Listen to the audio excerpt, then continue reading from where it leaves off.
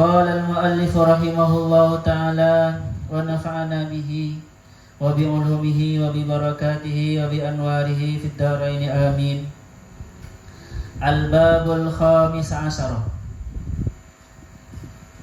Adapun ini ialah bab yang nomor 15. Al-babu itu menjadi khabar dari mubtada yang dibuang. Hadza ai hadza al-babul khamis asyara. Khamis asyara kok dibaca fathah karena memang dari 13 sampai 15 itu mabni fathah. Fi adabis suhbati, tentang menerangkan tentang tata krama, adab-adabnya suhbati, berteman, adabnya bersahabat, persahabatan bagai kepompong, persahabatan. Iklam, ketahuilah,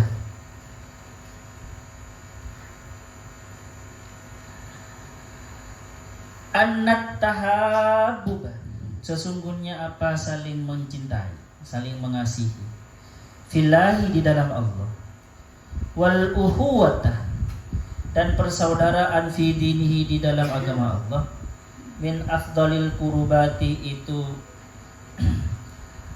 sebagian dari paling utamanya ibadah. Kurubat itu maknanya ibadah.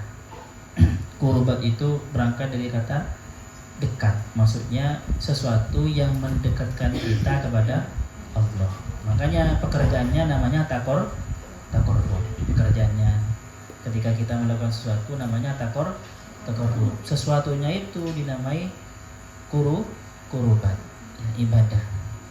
Wa huwa samratu husnil khuluqi, wa huwa adapun at-tahabbub fillah, berkasih sayang, saling mencintai di dalam Allah, dan bersaudara, saling bersaudara, bersahabat di dalam agama Allah, itu adalah buah dari husnil khulqi, buah dari bagusnya akhlak.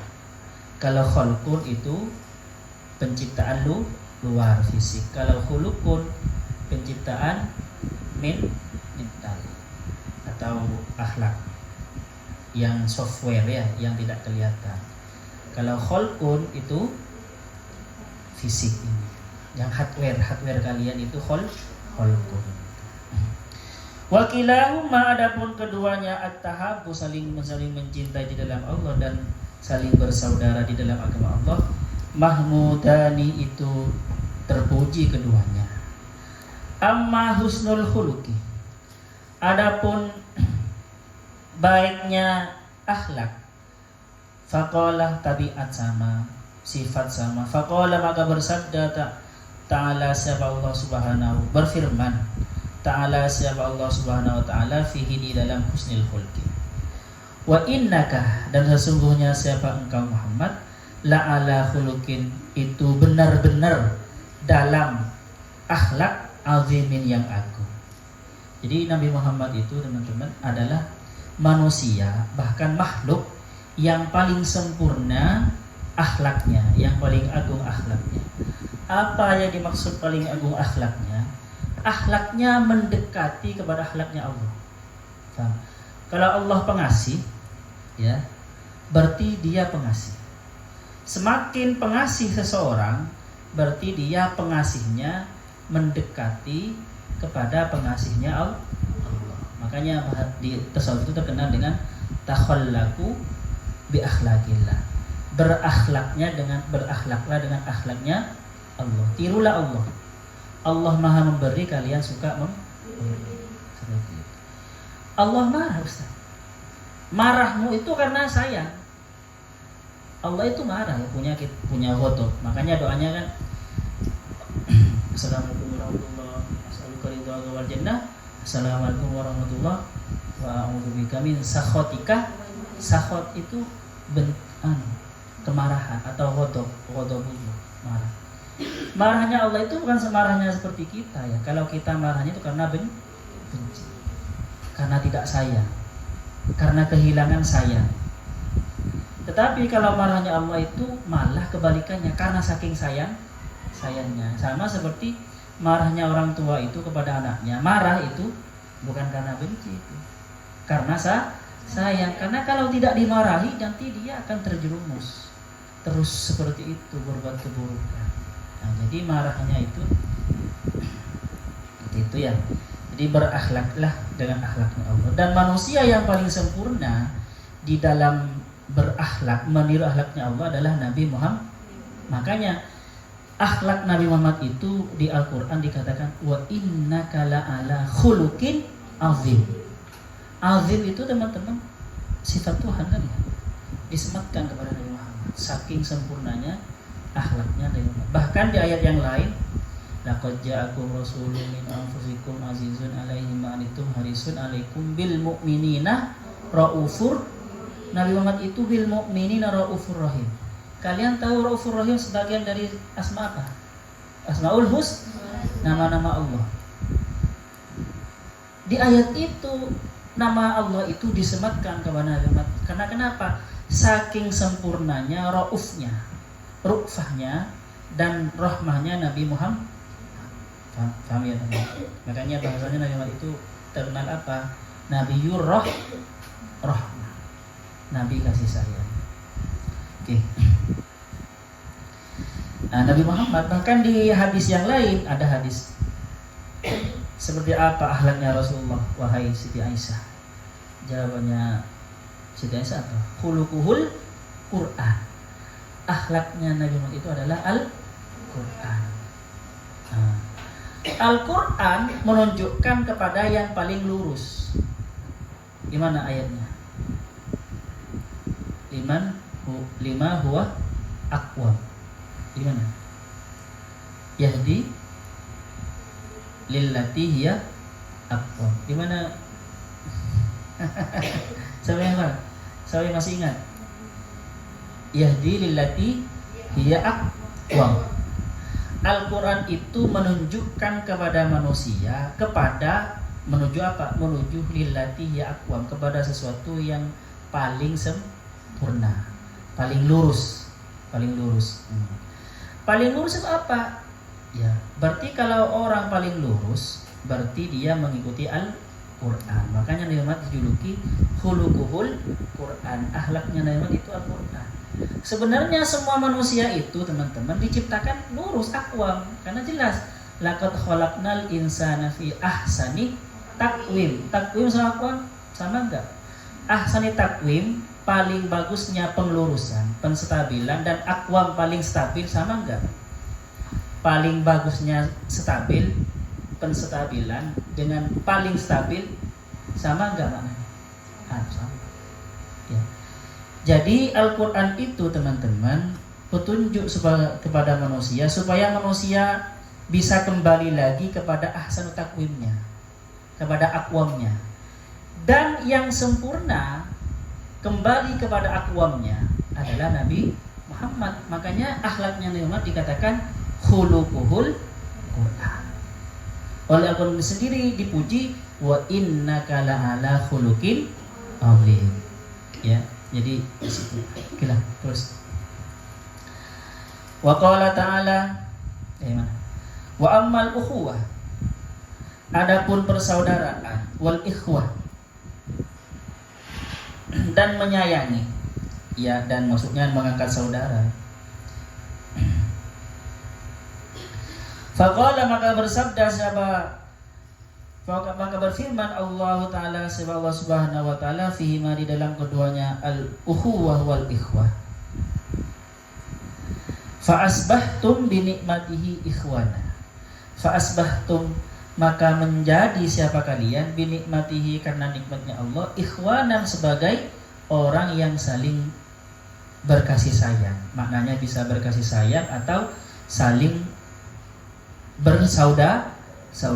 Karena ini begini teman-teman, dulu itu bangsa Arab ketika belum adanya Nabi Muhammad saling berperang mereka.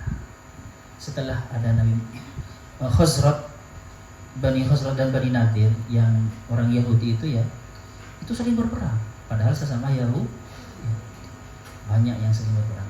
Ketika datang Nabi Muhammad dan banyak yang masuk Islam, maka mereka itu akur, fa asbahtum bi nikmatihi ikhwana. Sebab nikmat Allah, apa nikmat Allah yang paling besar? Nabi Muhammad. Dan Islam yang dibawa oleh Nabi Muhammad, kalian menjadi saling bersaudara. Dan ini sebagai ya teman-teman, sebagai secara implisit, kalau kalian bisa berkasih sayang sesama temannya, punya kasih sayang, punya rasa persaudaraan, berarti kalian sedang mendapatkan nikmat. Ya, sedang mendapatkan nikmat. Fa asbahtum bi nikmatihi. Kalau kalian hatinya pengen bermusuhan terus, mangkel terus, kayaknya PNS ya.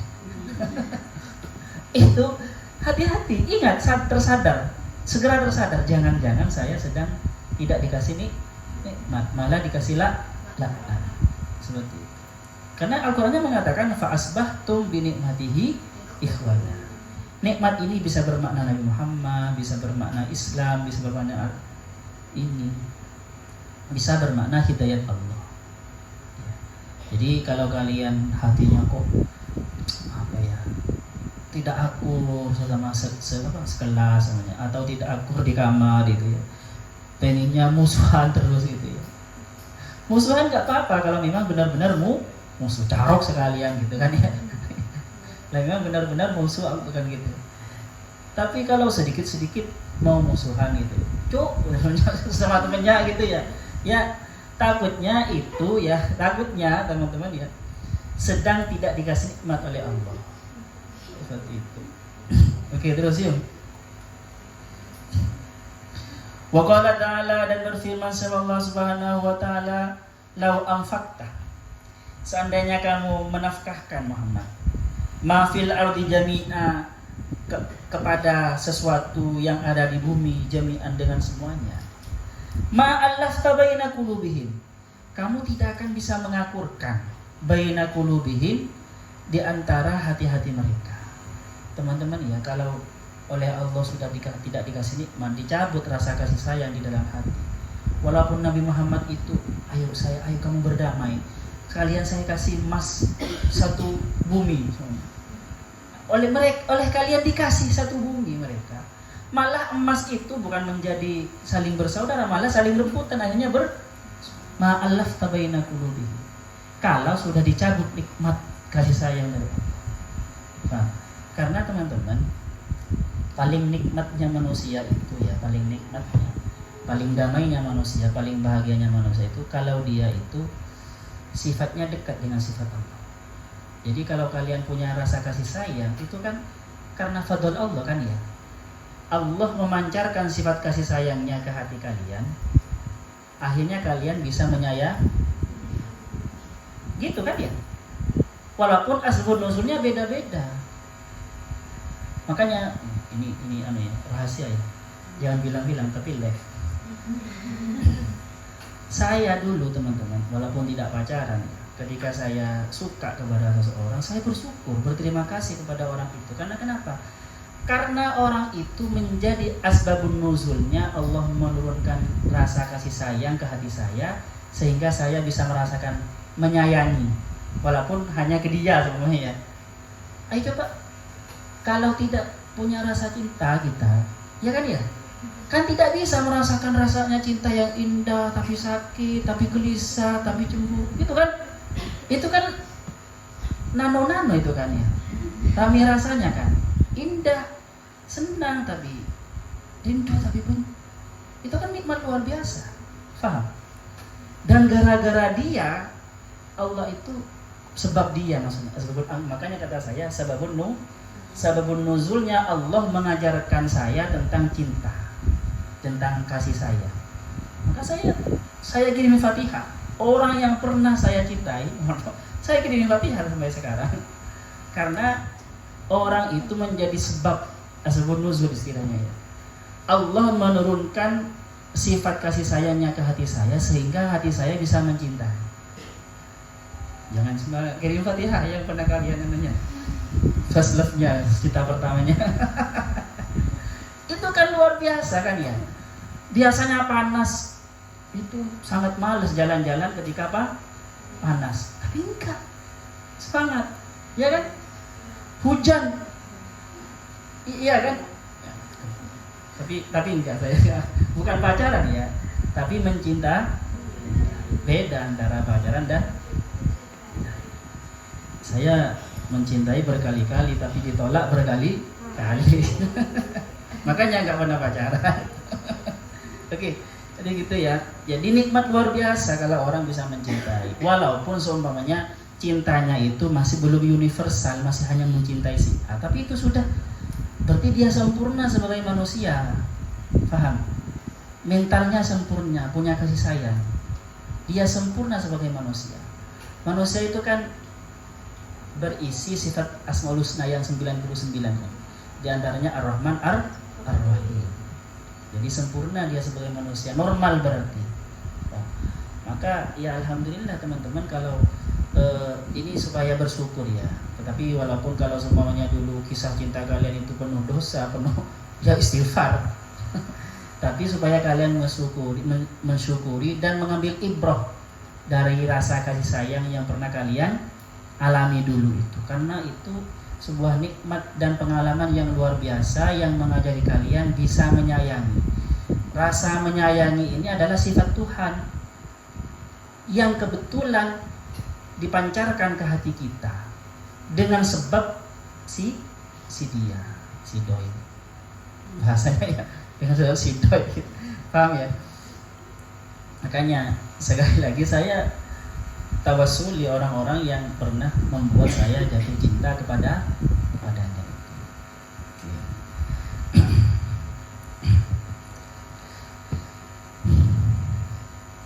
Al-ayatah, teruskan ayatnya.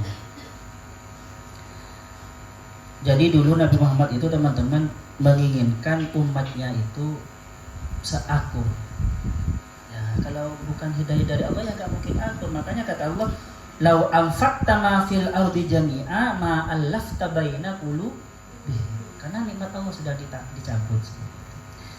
Wa qala sallallahu alaihi wasallam, dan bersabda siapa Rasulullah sallallahu alaihi wasallam, "Inna akrabakum," sesungguhnya siapa paling dekatnya kalian, minni dariku, majlisan tempat duduknya, orang yang paling dekat denganku tempat duduknya, ahasinukum adalah paling baiknya kalian, akhlakon apanya akhlaknya, itu adalah paling baiknya kalian, akhlakon apanya akhlaknya, al-muti'una, al-muwati'una, ada di teks yang lain al-muwati'una, ini al-muwati'una, aknafan yang merendah, yang lemah lembut maksudnya. Al-muwati'un itu yang apa ya, yang menghentakkan kakinya sebenarnya.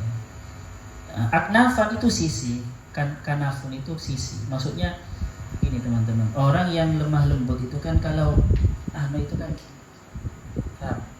ini itu yang agak miring sisinya itu, sisi anunya itu agak kalau mendengarkan kekasih orang yang kan agak miring sisinya, yang merendahkan sisinya. Jadi orang yang merendahkan sisinya itu berarti dia tawadu dan akhlaknya itu renyah gitu ya, renyah dia. Wati'un aknafan ini orangnya wataknya renyah. Apa kerupuk? Alladzina, yaitu orang-orang ya'lafuna yang mencintai, wa yu'lafuna dan dicintai. Jadi kata Rasulullah, paling dekatnya kalian itu kepadaku tempat duduknya adalah orang yang paling baik akhlaknya, di mana dia itu sangat lemah, renyah gitu ya, adem, dan dia mencintai juga dicintai. Lebih nikmat mana, mencintai dan dicintai? Hah? Dicintai. Masih egois kalian. Cinta kalian masih belum tulus.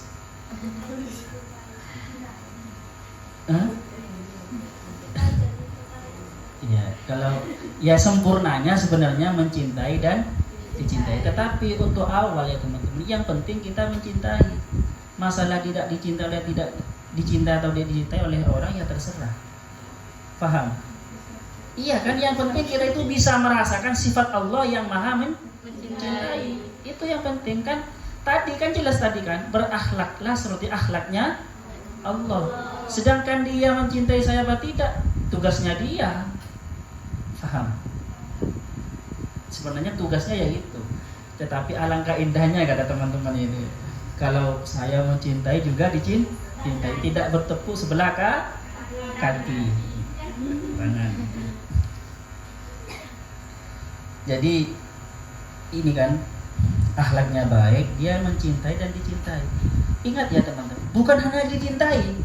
Ada orang itu egois, pengennya dicintai, pengennya dikasih, pengennya dihormati, tetapi dia tidak menghormati. Pengennya dikasih, tapi dia tidak ngasih. Kan ada seperti itu kan ya. Dia belum bermanfaat banyak kepada orang, mau sudah ambisi supaya dijadikan tuan.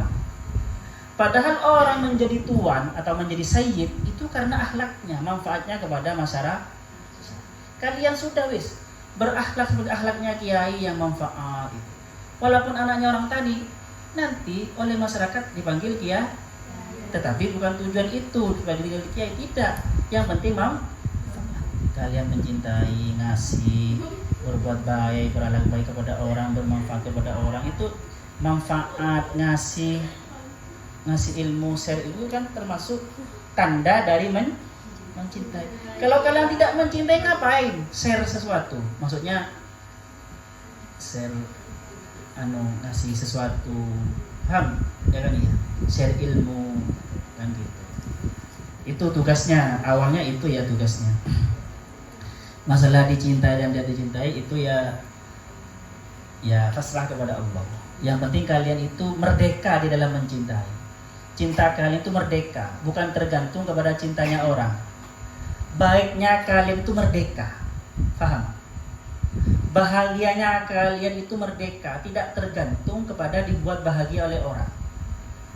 Baiknya kalian itu merdeka, tidak tergantung orang berbuat baik apa tidak kepada. Yang penting itu dulu tugasnya.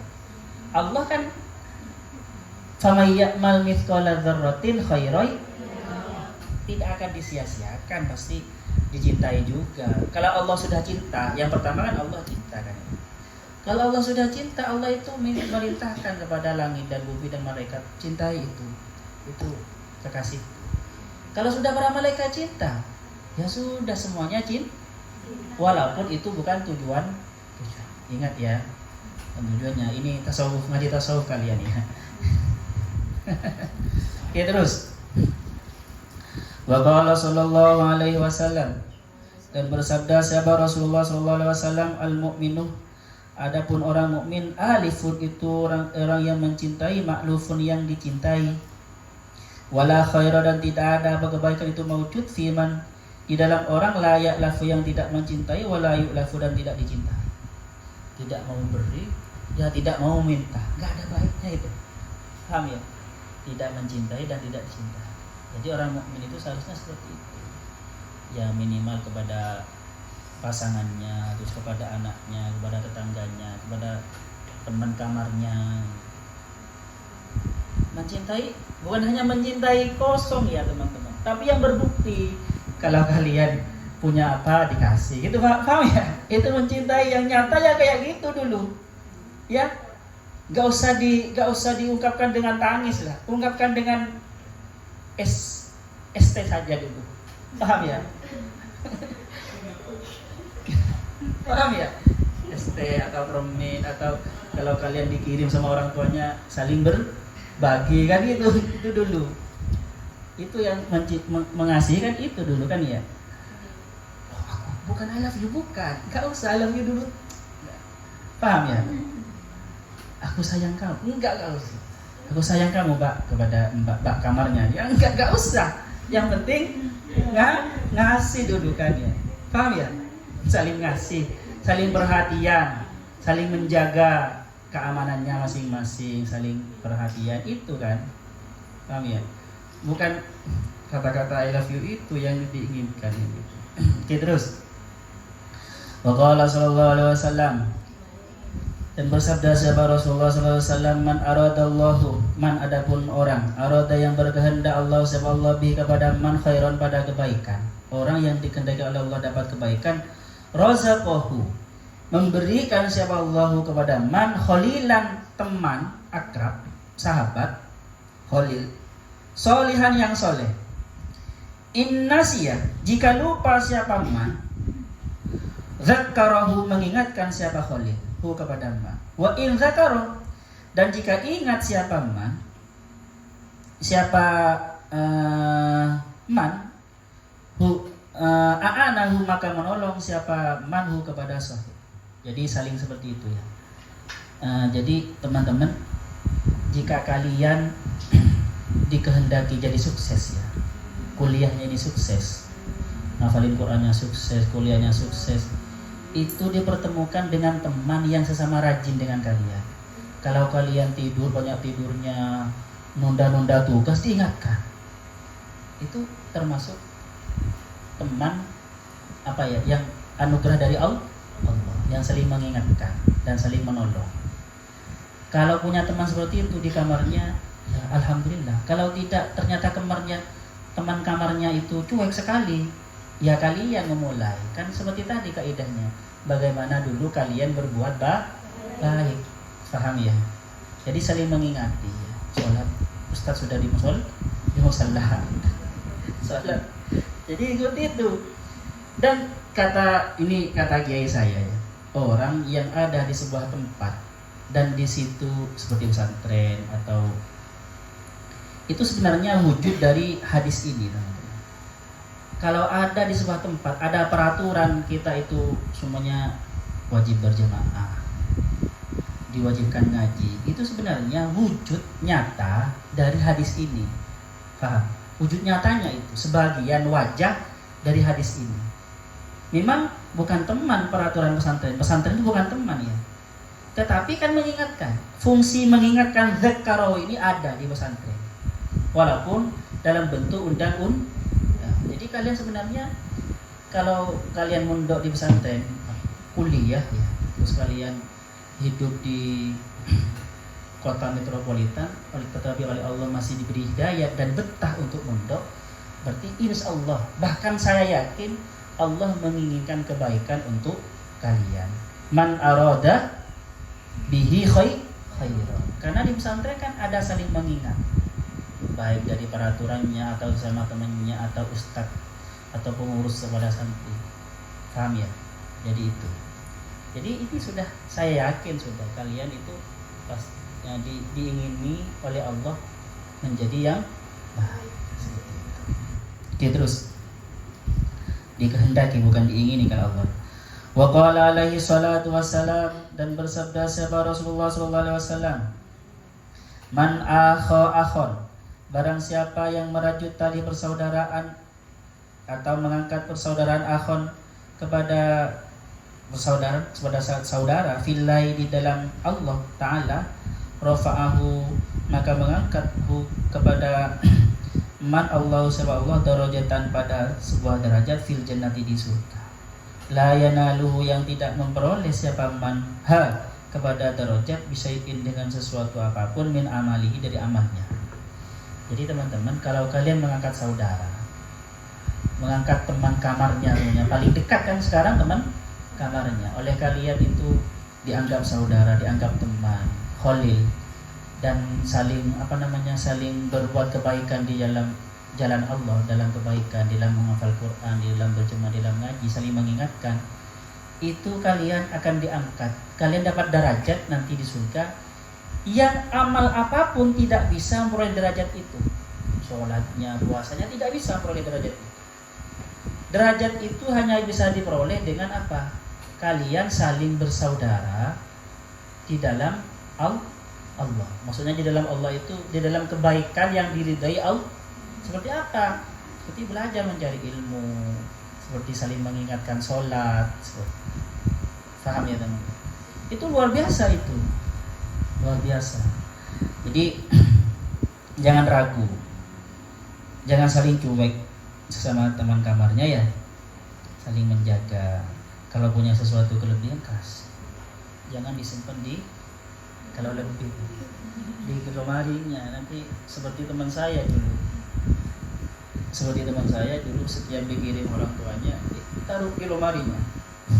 Ketika tidur sama teman-teman itu dibius. Ketika tidur dibius dan didodol lemarinya. Bukan dimakan, tetapi dikasih minyak tanah. Tidak dimakan sama kita, tapi dikasih minyak tanah. Biasanya kan kalau di pondok kan saling, kalau dikirim orang tuanya kan saling ngasih kan ya. Itu enggak lama. Akhirnya digitukan. Jam berapa? Jam 8. Oke. Ini dalil dari persaudaraan dan kasih saling menyayangi, persahabatan. Teman-teman, kebiasaan Al-Ghazali itu memang seperti ini, teman-teman. Al-Ghazali itu ketika menjelaskan sesuatu ya, pasti Al-Quran yang didahulukan. Al-Quran, baru hadis yang sahih dulu, baru nanti hadis-hadis yang tidak sahih, baru nanti perkataan ulama. Al-Ghazali seperti itu. Jadi kalau Al-Ghazali menukil sebuah hadis yang dhaif seumpama atau bahkan yang maudhu semuanya, jangan diremehkan itu, karena sebelumnya beliau sudah berlandaskan kepada Al-Quran dan hadis yang sahih. Paham?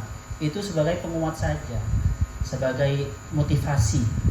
Karena menggunakan hadis yang dhaif, bahkan hadis yang maudhu ya, hadis yang maudhu itu boleh di dalam hal motivasi. Tetapi ketika hadis maudhu jangan dikatakan hadis ya.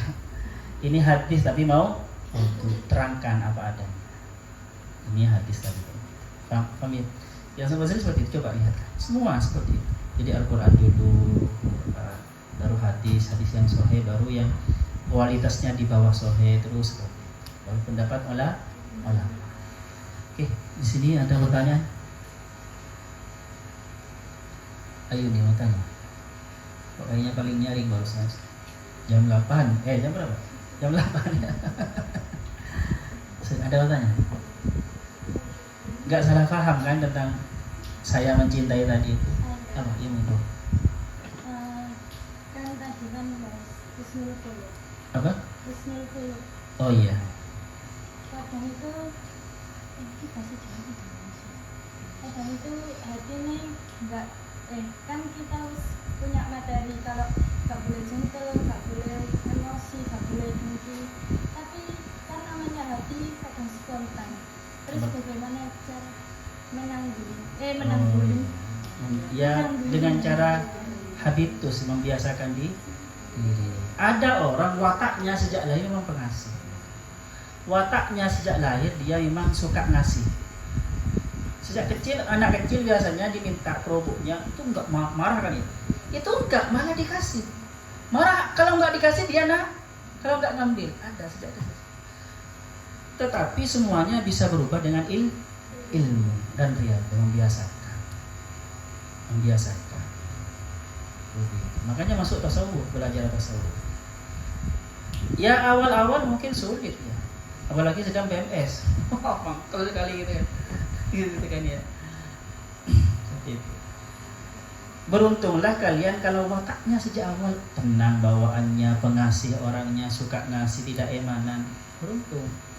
Tapi kalau sejak kecil sudah bencian kepada orang, dengkian kepada orang, ya harus banyak istighfar. Ya banyak istighfar dan isi hatinya dengan Allah supaya isi cahaya. Ya. Nanti akan pengasih sendiri. Kalian tarik itu Allah yang Maha Pengasih, taruh dalam hati. Kalau hati kalian penuh dengan Allah yang Maha Pengasih, otomatis nanti kalian pengasih sendiri. Tanpa dipaksakan. Ada dua cara. Cara yang pertama adalah dengan kita belajar teorinya. Orang harus mengasih. Teorinya, ya. Itu sulit teman-teman. Harus memaksakan diri. Tetapi kalau kalian download Allah di dalam hati, hatinya kalian diisi Allah terus hatinya. Allah itu suci, maka kalian nanti akan berbuat suci. Faham? Bahkan ya teman-teman, jika kalian bersama Allah itu, Allah tidak tidur kan? Kalian bisa tidak tidur. kalau kalian login di sifat maha tidak tidurnya Allah. Iya. Bisa 7 hari gak bisa tidur, sambung ke Allah terus. Baru ketika lupa baru tertidur. Pernah ada teman saya itu, dia loginnya itu ketika bacaan. Dia baca ketika baca ayat kursi Allah la ilaha illallah la ta'udhu sinatu wala naum, dia sangat meresapi ketika itu. Dia akhirnya anggaplah login di dalam Allah yang maha tidak tidur dan tidak lupa. Dia tidak bisa tidur selama 1 minggu. Dia tidak makan. Akhirnya ya manusia kan ada batasnya. Akhirnya dia lupa kepada Allah, akhirnya tertidur baru. Jadi ada untungnya, barokah juga lupa kepada Allah ketika itu. Nikmat dari Allah juga lupanya itu. Akhirnya dia bisa tidur. Sama ketika kalian itu login di Allah yang maha pengasih, sifat Allah yang maha pengasih, ya pengasih sendiri tanpa dipaksakan. Loman sendiri kalau kalian mendownload Allah di dalam hati. Nah, yang sulit itu memang belajar teori supaya loman itu sulit. Karena dia semacam berperang antara akalnya dan wataknya. Tetapi kalau hatinya diisi Allah biasanya otomatis. Karena di dalam hatinya isi seakan-akan dia login di dalam, ya kan biasanya login di dalam setan. Loginnya di dalam setan. Akhirnya ya seperti itu sifatnya. Ya, biasakan habitus, teori pembiasaan akhirnya. Teori pembiasaan, sering berkumpul dengan orang soleh, sering baca buku yang menerangkan keutamaan itu. Caranya, oke lah. Ada lagi?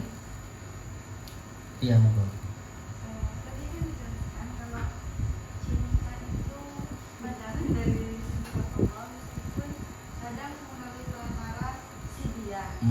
Si doi. Terus. Lalu bagaimana kalau misalnya itu cinta karena fisik atau karena harta, apa itu juga? Oh, nanti dibahas di sini. Asuh, mencintai karena dunia dan mencintai karena akhirat. Itu nanti dibahas ya. Nanti mana yang cinta dari Allah ada, tanda-tandanya di sini ada. Yang benar-benar cinta dari Allah atau itu cinta nafsu. Kalau cinta sebenarnya awalnya suci semua teman-teman, cinta itu. Tetapi kadang terkecampuran nafsu. Kadang kecampuran nafsunya itu yang merusak cinta biasanya. Cinta, makanya seorang sufi atau orang bijaksana tidak akan menyalahkan orang yang sedang jatuh cinta. Tidak akan. Tetapi apa yang disalahkan? Ekspresi dari cintanya. Paham? Aktualisasi dari cintanya itu kadang yang disalahkan. Makanya hadisnya gimana? Barang siapa yang mencintai, sebenarnya mencintai istrinya tetangga atau suaminya tetangga, terus oleh dia didiamkan, terus dia mati syahid. Karena cinta itu anugerah dari Allah. Makanya yang salah itu nanti, kalau cinta gak pernah salah. Yang salah apa? Aktualisasi dari cintanya itu. Kalau cintanya kepada istri orang, ya jangan diteruskan, simpan saja, gak usah WA-an, gak usah tanya WA-nya pada suaminya. Kalau cinta kepada sesama jomblonya ya gak apa-apa diungkapkan. Siapa tahu jodoh kan gitu kan ya. Ungkapannya dengan yang anggun gitu kan. Kalau sesama jomblonya ya nggak apa-apa. Atau lagi orang nggak dosa. Ya gitu ya. Cinta nggak pernah salah sebenarnya. Tapi kadang ada sesuatu nafsu kita sendiri yang merusak cinta itu, yang mengeruhkan rasa cinta itu. Okelah, sampai di sini dulu. Sallallahu yang fana ma'alimna ya'allimuna ma lam na'lam. Rabbana anfa'na bima 'allamtana Rabbi 'allimna alladhi yanfa'una Rabbi faqihna wa faqih ahlana wa qarabati lana fi dinik Rabbana anfa'na bima 'allamtana Rabbi 'allimna alladhi yanfa'una Rabbi Rabbi fakihna wa fakih ahlana wa qarabati lana fi dini Rabbana anfa'na bima 'allamtana Rabbi 'allimna alladhi yanfa'una Rabbi fakihna wa fakih ahlana wa qarabati lana fi dini Subhanakallahumma wa bihamdika asyhadu an la ilaha illa anta astaghfiruka wa atubu ilaik. Assalamualaikum warahmatullahi wabarakatuh.